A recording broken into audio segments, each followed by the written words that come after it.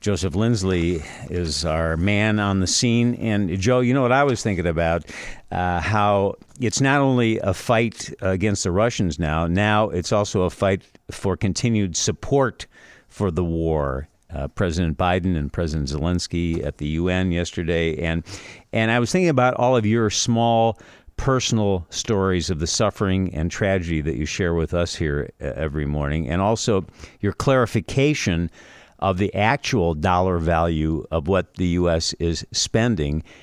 That belongs in a New York Times or a Washington Post editorial. Maybe it would help the cause. You know what I mean? Bob, good afternoon from Kharkiv, and I agree completely. As we were discussing yesterday, the New York Times had a major feature with 5 or 6 reporters on one story examining the missile attack on that market in Donbass in Konstantinivka, which the missile hit during a very busy time of the day, and the Times in this report was claiming that it seemed that maybe it was a Ukrainian missile that made a mistake, but they spent so many resources on that story. It's beautifully presented. They have wonderful graphics and interactive photos, and 6 reporters on the story.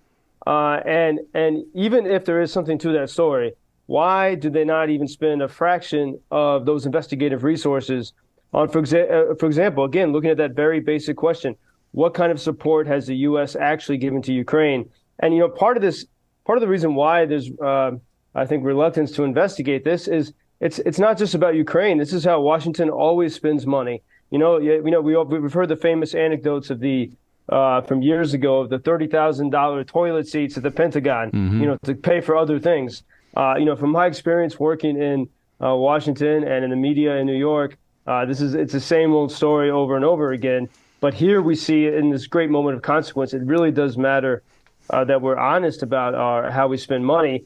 And as a friend here put it, a friend who usually likes the New York Times says that the Times prides itself on morally virtuous contrarianism.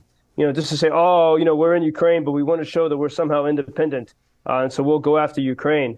But meanwhile, there's very basic reporting that's not happening on U.S. support. And I think as we look at the speeches in the United Nations General Assembly the past day, we see some contrast. We have President Zelensky very forcefully, and in fact, his speech at the UN General Assembly reminds me of his speech last February in the Palace of Westminster in the British Parliament.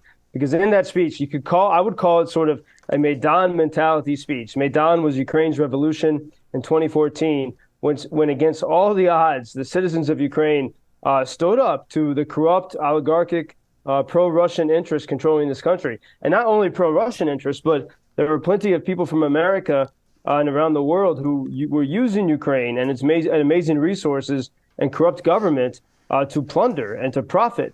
And in 2014, the people said no more. And for 8 years, they had this time of freedom. And now Russia is coming at them with seeking to destroy them. And President Zelensky said in London and in February, and then in the past day in New York, that we can show that the people can win against tyranny and against corruption. This is exactly the story of Ukraine. He said, quote, "For the first time in modern history, we have a real chance to end the aggression on the terms of the nation which was attacked." And that's both because of the Ukrainian defiance, that cheerful defiance, and because of the support that has come from many key nations in the West. And Zelensky pointed out that, since the collapse of the Soviet Union, Russia has not been a peaceful nation. They've attacked and occupied parts of Moldova in the 1990s, parts of Georgia in the 90s and early 2000s. As Zelensky said, Russia turned Syria into ruins. If not for Russia, the chemical weapons would never have been used in Syria.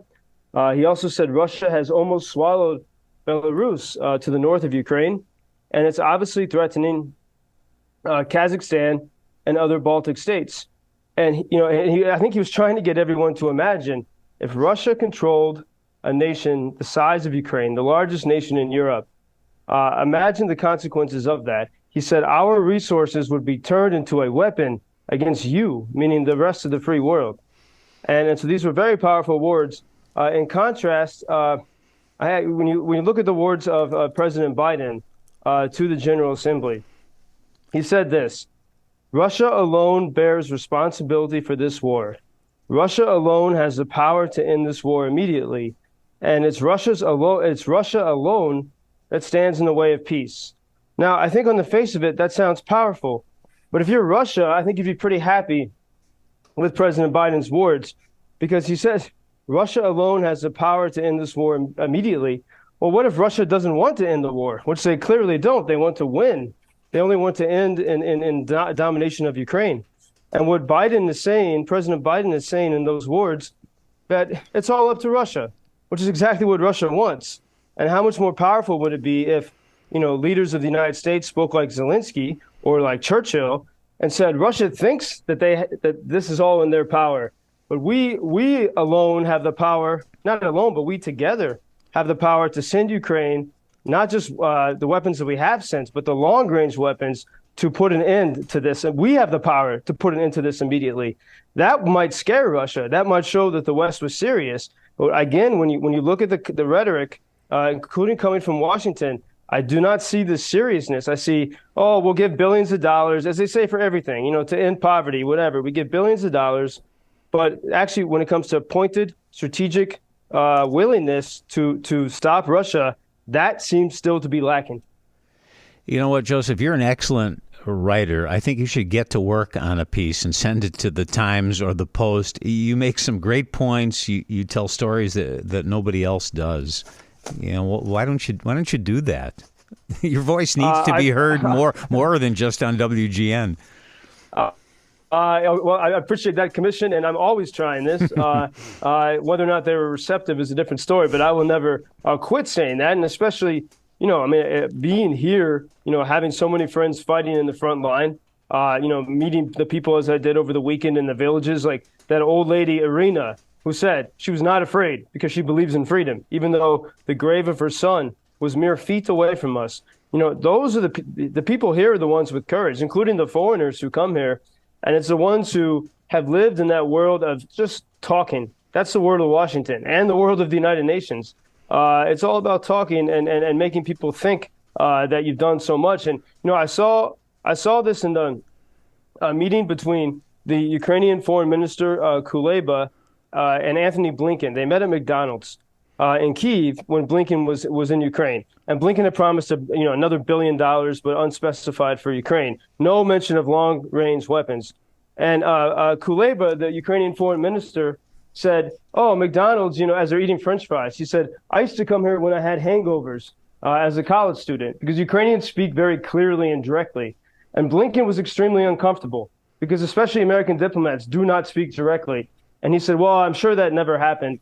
And Blinken said, I never had that problem whatsoever. And, if we can't even be honest, in an honest conversation during this time of extreme war at McDonald's, that you might have had a hangover before, no wonder we can't be honest about the money we're spending. And we just want people to pretend that we're doing much more than we actually are, because I think the leaders in the West are afraid. They're afraid of consequences. Politicians are, afraid of losing votes. You have to have great moral courage to be clear and precise. And we see that from Zelensky. We saw that from the Polish president in the United Nations, but we don't see it from the West.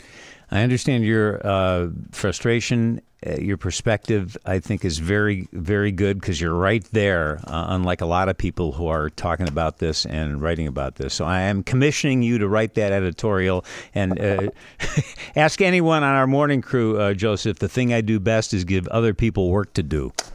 Well, I appreciate it, Bob. Maybe you can put in a good word at the Times.